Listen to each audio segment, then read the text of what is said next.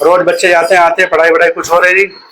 और अब जब 2 महीने होने को आ गए तो उन्होंने डायरेक्टर से मीटिंग करके बच्चों को बुला के वहाँ पर बच्चों को बोल दिया कि देखो बच्चों, जो आपको पढ़ाने के लिए अपोलो हॉस्पिटल से आएंगे और उनका कहना ये है कम से कम 30 बच्चे होने चाहिए तब हम पढ़ाएंगे। अब आप हो रहे हो 11 बच्चे, तो हम 11 बच्चों को नहीं पढ़ाएंगे।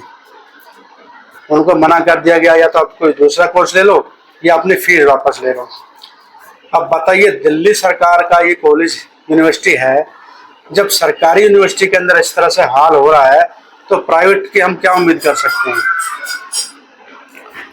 2 महीने बच्चों को बर्बाद कर दिए, पैसे जब पहले जमा करा लिए, ठीक है जी, उसके बाद बच्चों से कहा जाता है कि आप अपनी फीस रिफंड ले लो।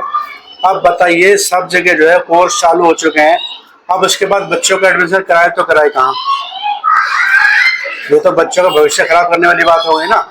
अगर इनको यही था तो जब एडमिशन के कुछ दिनों के बाद ही ये कह देते हैं कि भाई हमारे पास 11 बच्चे हुए हैं तो ज़्यादा बच्चे नहीं है, आप अपना एडमिशन कहीं और ले लो, फीस रिफंड कर दें। और फीस भी इनकी अब कब रिफंड होगी कुछ पता नहीं है, 2 महीने लग जाए, 4 महीने लग जाए, या कब ये फीस रिफंड करेंगे, ये तो बाद की बात है। लेकिन यहाँ पर क्या है, बच्चों के भविष्य तो खिलवाड़ हो गया ना। अब बच्चों का दाखिला कहाँ कराएं, 1 साल बच्चे का खराब हो गया, अब ये दूसरा साल। समझ रहे हो बात को, किस तरह से हमारे बच्चों को रोका जा रहा है शिक्षा से, और मंदिर पे मंदिर बनाए जा रहे हैं। जब जिस इंसान के ऊपर ये बीतता है ना, तभी पता चलता है। अभी आपको लग रहा है कि हाँ ये बीजेपी सरकार है और देखो कितना अच्छा काम कर रही है, राम मंदिर बना दिया। अब एक बात बताइए, राम मंदिर बना दिया बहुत अच्छी बात है, उनका आस्था का विषय उन्होंने बना दिया, लेकिन क्या हमारा बच्चा उस मंदिर में जाकर पढ़ सकता है, शिक्षा ग्रहण कर सकता है? हम लोगों को आगे जाने के लिए शिक्षा जरूरी है ना। बच्चे ज़्यादा हो रहे हैं, कॉलेज नहीं खोले जा रहे हैं, यूनिवर्सिटियाँ नहीं खोले जा रही हैं, बच्चों को कोर्स करना है उसके लिए कोई संसाधन नहीं खोले जा रहे हैं। मंदिर से हमारा कुछ उद्धार नहीं हो सकता। हमको शिक्षा चाहिए, चिकित्सा चाहिए और रोजगार चाहिए। इसी तरह से बच्चा पढ़ भी लेता है तो आगे उसके लिए रोजगार के लिए समस्या। तो साथियों, इस बात को ध्यान रखें, वोट देते समय इस बात का ध्यान रखें, जो सरकार बच्चों के पढ़ाई में स्कूल यूनिवर्सिटी खोलेगी, हमारी चिकित्सा के लिए काम करेगी, हमें वोट उसको देना है। हमें धर्म के नाम पे वोट नहीं देना। धर्म के नाम वोट दे दे के हम अपने बच्चों का भविष्य खराब करते जा रहे हैं। धर्म हमें खाने को नहीं देगा, शिक्षा हमें खाने को देगी। शिक्षित होंगे बच्चे हमारे, जब हमारे बच्चे आगे बढ़ पाएंगे, डॉक्टर, इंजीनियर, प्रोफेसर तभी बन पाएंगे। लेकिन ये शिक्षा में रोड़ा लगा रहे हैं हमारे बच्चों के लिए। साथियों, मैं आपसे अपील करना चाहूँगा कि इस तरह से वोट देकर अपना खराब ना करें, और शिक्षा ज़्यादा ज़रूरी है, इसके ऊपर जो है ज़्यादा आवाज़ उठनी चाहिए। अभी जिनके बच्चे 12वीं में पढ़ रहे हैं या 12वीं में आने वाले हैं, उनका भविष्य खराब ना हो, सबसे पहले आप CUET का एग्ज़ाम क्या आता है उसके बारे में जानकारी लें। CUET ऑनलाइन होती है। CUET का फॉर्म जब भी निकले उस CUET के फॉर्म को भरें, सिक्योर करें और मांग करें कि ज़्यादा से ज़्यादा स्कूल, कॉलेज, यूनिवर्सिटी बढ़ाए जाएं। साथियों, मंदिरों से हमारा कुछ लेना नहीं है। मंदिर एक धार्मिक स्थल होते हैं जहाँ पर एक कम्युनिटी का ही फायदा होता है। वो पूरे देश को पता चल चुका है सोशल मीडिया के जरिए। मंदिर एक दुकान है, वन टाइम इन्वेस्टमेंट, उसमें एक टाइम इन्वेस्टमेंट कर देते हैं, उसके बाद बैठे बैठे खाते रहो। तो कहते हैं ये कि सब कुछ भगवान की कृपा से चल रहा है। जब सब कुछ, और कहते हैं भगवान ने बनाया, जब सब कुछ भगवान ने बनाया तो तुम इंसान से क्यों पैसा मांगते हो, क्यों दान पत्र लगाते हो मंदिर के अंदर? भगवान से मांगो, भगवान देगा। भगवान के नाम पर लोगों को बेवकूफ बनाना छोड़ो, धर्म के नाम पे बेवकूफ बनाना छोड़ो। एक मंदिर के अंदर जो बैठा हुआ पुजारी है उसको भी पता है कि मंदिर के अंदर जो पत्थर की मूर्ति है वो मुझे कुछ नहीं दे सकती, इसलिए लोगों से कहता है कि मांग लो जो मांगना है भगवान से। लेकिन खुद भगवान से नहीं मांगता, खुद इंसान से मांगता है, दक्षिणा मांगता है। ब्राह्मण का जो पूजा पाठ कराना धर्म नहीं है, धंधा है। ज्योतिबा फूले जी ने कहा था कि जिस तरह से नाई का काम बाल बनाना है वो उसका धर्म नहीं, धंधा है। मोची का काम जूता बनाना वो धर्म नहीं, उसका धंधा है। कपड़े की सिलाई करने वाले का जो कपड़ा सिलाई करता है उसका धर्म नहीं है, वो धंधा है। इसी प्रकार से हमें समझना चाहिए कि जो मंदिर के अंदर जो बैठा हुआ पंडित पुजारी, उसका वो धर्म नहीं है, वो धंधा है। और उस धंधे में उसने धर्म की अफीम मिला के हम लोगों को पिला दी है और हमारे बच्चे के भविष्य से खिलवाड़ किया जा रहा है। हमारे बच्चों को कावड़ भेजा जा रहा है कि कावड़ लेके आओ, कावड़ लेके आएंगे तुम्हारा भला होगा, हैं।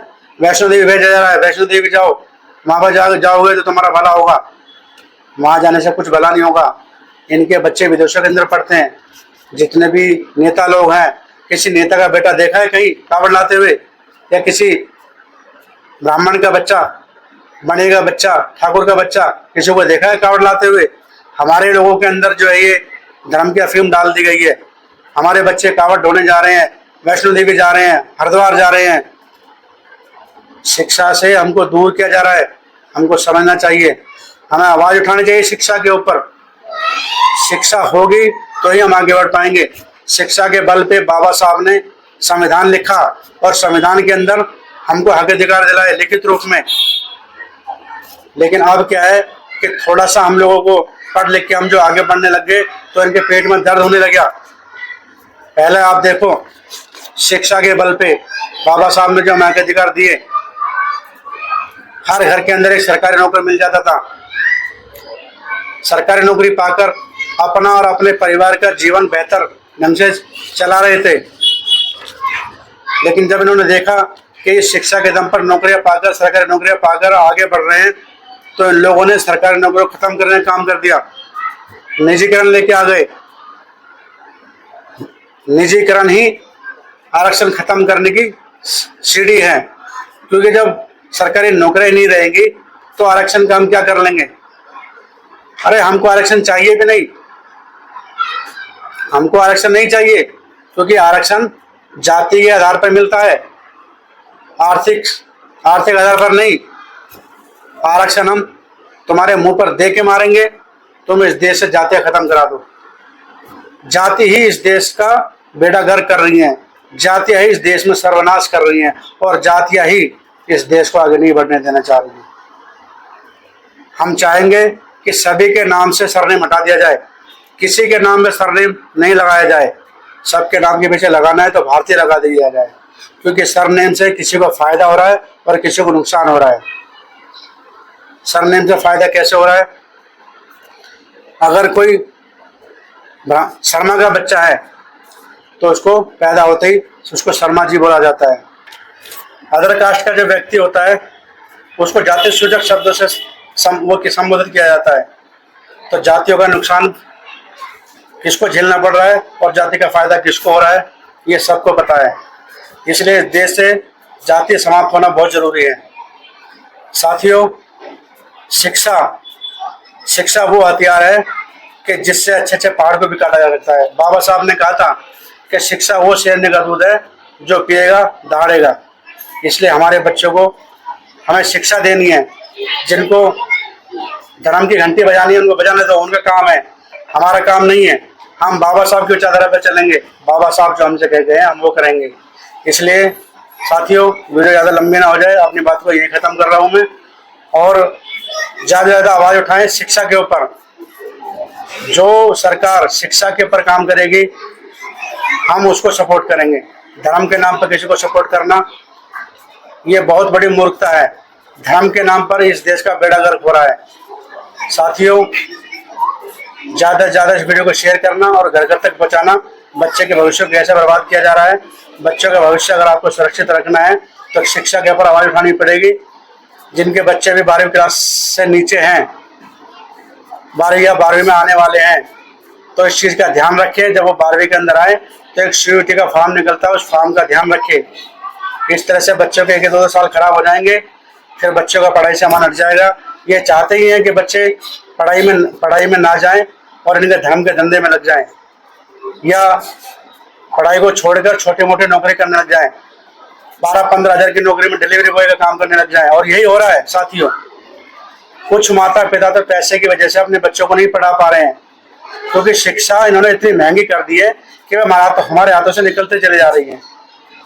एक गरीब आदमी जो किराए पर रह रहा है, वो कैसे अपने बच्चों को 1 लाख उसका एडमिशन करवा देगा किसी कोर्स के लिए। और कोई अगर पैसे का इधर उधर से इंतजाम करके अपने बच्चों को पढ़ाना भी चाहता है, तो इस तरह से बच्चों को रोका जा रहा है। जिस तरह से अभी ये मैंने बताया, DSU जो कॉलेज है दिल्ली सरकार के अंदर में आता है, उस कॉलेज के अंदर भी ये हाल है। तो साथियों, वीडियो को ज़्यादा शेयर करिए और बच्चों के भविष्य जो खिलवाड़ हो रहा है उसके पर आवाज़ उठाना सीखिए। जय भीम, नमो बुद्धाय।